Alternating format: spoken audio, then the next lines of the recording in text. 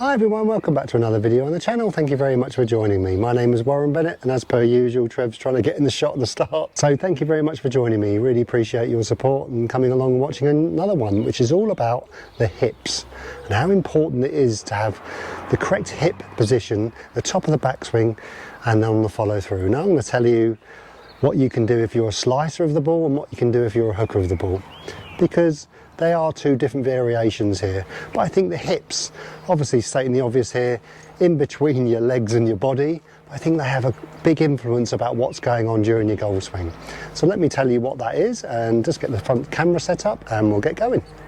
Right, okay everyone, so let's start off with you slicers. Now what you want to try and do, you want to try and get forward of the ball. You want to get in front of it before you hit it. But a lot of people take that as gospel and they basically try and get in front of it with everything, and that's incorrect. And what's going to help you do it properly is the way you move your hips.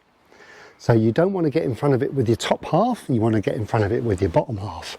So that's really difficult if you're not sure, if you've been doing it the wrong way. So let me just show you. So let's start off with the backswing first. Now the backswing is the same for you, both you slicers of the ball and hookers. So what you're looking for, you're not looking for the right hip and the right pocket area, we'll see, and the left, you're not looking for them to go away from those lines. This is exaggerated, obviously. What that actually does, that pulls you off the ball, and then you're in no man's land, and you're not going to hit it very well from there. So keeping basically a circle around your hips. So you can see with the lines there, so my right pocket, as you can see with the line, is going to come away from that. So you're going to actually feel like that right pocket's going in slightly behind you and your left is kind of just twisting with it. So you're not keeping completely dead straight. You're not trying to keep your bend in your back leg at all. There's some twisting, but there's no lateral. So especially for you slicers of the ball, you want to be on top of the ball more. So let's get twisting. So you can see now my belly button is pointing kind of 45 degrees. Still got some flex into my back leg, but it's not locked. And it's definitely not trying to keep bent.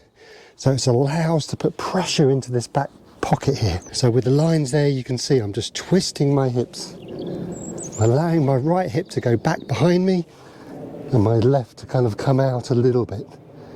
And this is where the magic happens from now.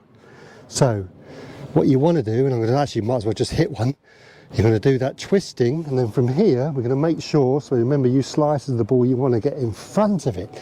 So from here both hips are going to go lateral, so you've got kind of a lateral slide. Now for you hookers of the ball, don't do that, so just hold fire for a while. I'm going to tell you what to do from here, but you hookers of the ball and you over the toppers, what you want to do, you want to try and encourage the club to drop, and to do that we want a nice lateral shift. So we're on top of it to start with.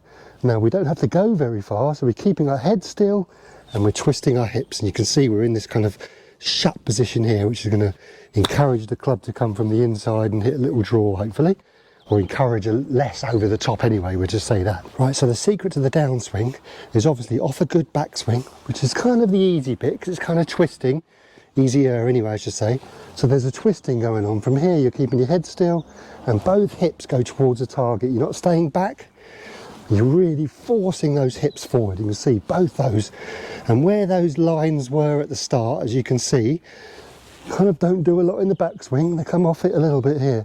But the secret now is to get both these pockets forward, so you can see how forward they are from the original line there. That's exaggerated, but that'll be your feeling if you're over the top. Okay, let's clip a few. Okay, there's the lines. Twist, forward. Really pushing those hips towards the target at the top of the backswing. You're really forcing both these hips forward. You can see that. Really kind of locking myself out. And obviously, twist happens from there.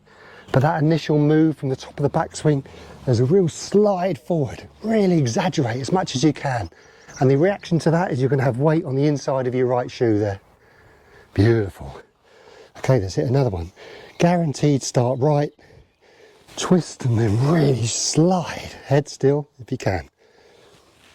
Golf is all about juggles, remember? We're juggling all these feelings. And you can see there with the flight scope, really starting it to the right, Really encouraging that club to hit from the inside there. Beautiful. Okay, so remember, I'll deal with you hookers in a little bit. So twist, slide. Yes, yes. And then obviously rotation happens from there, just let it go. So if you're unsure with the ball there, we're just going to practice without a ball, just rehearsals. So remember, we're twisting our hips to start with, so we're on top of the ball to start with, so we've done 50% of the work. Then keep our head there and slide, slide. Beautiful. And then you can let go from there as much as you can. Don't fear it, especially in practice. Don't worry about the result. Result will take care of itself. So twist, there's the lines.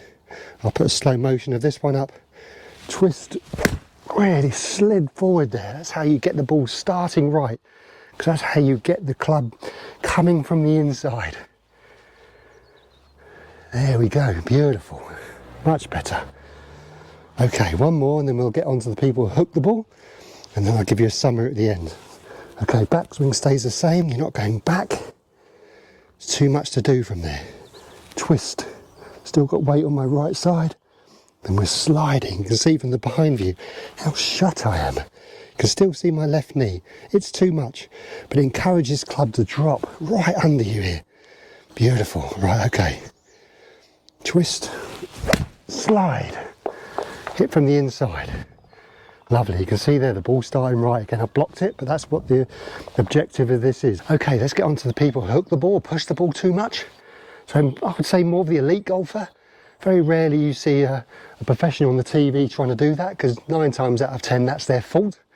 So don't get sucked in to say, oh, Jordan Spieth's doing this, or for instance, or Alexander Noren with his like ridiculous over exaggeration. That's for him. That's because he's got a fault probably different from you if you're an over the topper. Hookers of the ball, same backswing, still doing the same twist. Now from here we're not kind of twisting and lateral force forward, we're kind of staying put here. So you can see here the right knee and the right hip and the right pocket area, so you can see with the line is going to stay more stationary. So there's a slicer.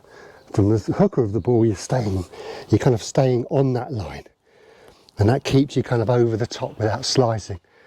I'll show you. Nice kind of 60% shot, same backswing, and we're staying kind of over the top of the ball more, not lateral. So you can see with the flight scope there, it starts a little bit straighter than the previous ones. So rehearsal, twist. So you can see there, my right knee kind of is not going that way.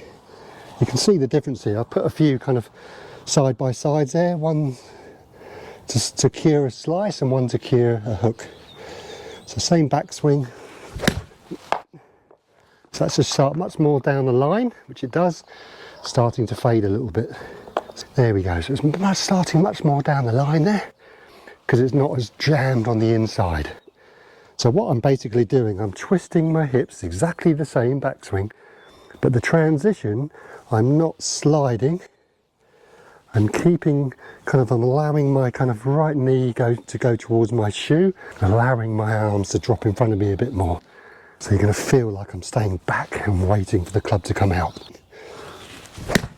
That felt much more down the line actually. So those two areas you see, and it's really important to know which one you are, because you don't want to be working on the wrong thing. So it's understanding which side of the fence you are. Are you an over the topper that need a bit more inside, or are you too much inside that need it a little bit more out in front of you? It's so important to have this kind of centre of you working correctly, because I think if the centre works correctly, all the other things kind of work in place. And that's kind of one of, you know, if you've seen previous videos, that's what I go on a lot about, don't I, in terms of trying to find the kind of catalyst behind it. I've said in previous videos, this may not be for you right now, but it might be for you in a month or two or years time, where you've kind of evolved. I really appreciate everyone's support. Thanks for stopping by.